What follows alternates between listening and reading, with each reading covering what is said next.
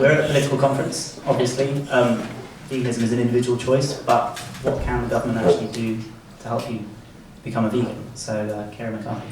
Okay, thank you. Bit daunting to go after those two. There are three cases, I think, for going vegan. One is the environmental argument, one is the public health argument, or the health argument, and the other is the ethical argument, and I know that Juliet is absolutely brilliant on that. So I'm quite glad you asked me just to talk about politics. It's one thing I perhaps might know something a bit more about. There are 5 vegan MPs.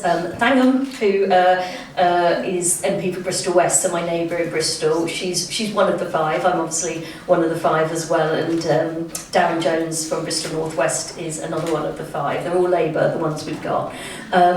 So we're making headway, but I think it's really reached a sort of critical period in terms of those arguments that were very much seen as niche, probably a little bit bonkers, you know, invited quite a lot of ridicule.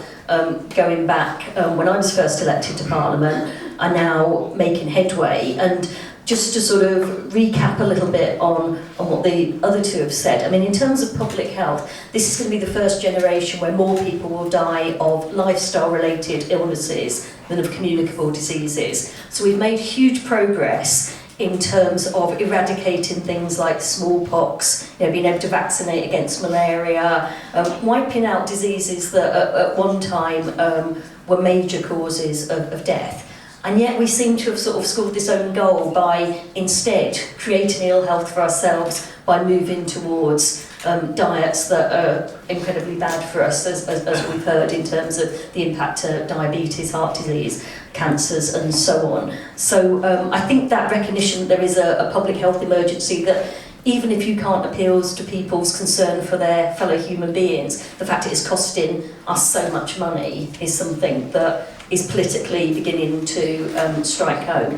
In terms of the environment, Parliament's declared a climate emergency. I think the recent stories from the Amazon and the images of the forest burning and the Brazilian president more or less saying, bring it on, this is the future for our country, this is how we're going to bring prosperity to our citizens. I think that has really brought home to people in a way that there's been so many reports. You know, I remember doing a debate after the UN's Livestock's Long Shadow report on the environmental impact of beef farming and cattle feed being grown in deforested areas of the Amazon and being exported here.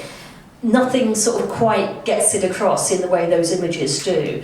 And I think people now are beginning to make that connection that if that you can take your own personal action, and by not eating beef, and it's not just eating beef that is imported from Brazil, which I think some farmers here would like us to believe, it is any grain-fed beef, the chances are that it will be linked to deforestation. So I think that's really important, and there are opportunities ahead of us. There's an agriculture bill that got parked because of this prorogation that you may have heard about. There's Brexit, which we'll have to sort of discuss at some point today, I'm sure. But there are opportunities now where we're really looking at how we subsidise food and farming in this country. Michael Gove appointed Henry Dimbleby to lead on a food strategy. So I'm actually really quite excited. Thangham is the Labour whip for environment, food and rural affairs issues. I'm the one that sits on all the committees. So between us, I think there's a real opportunity to actually make progress now.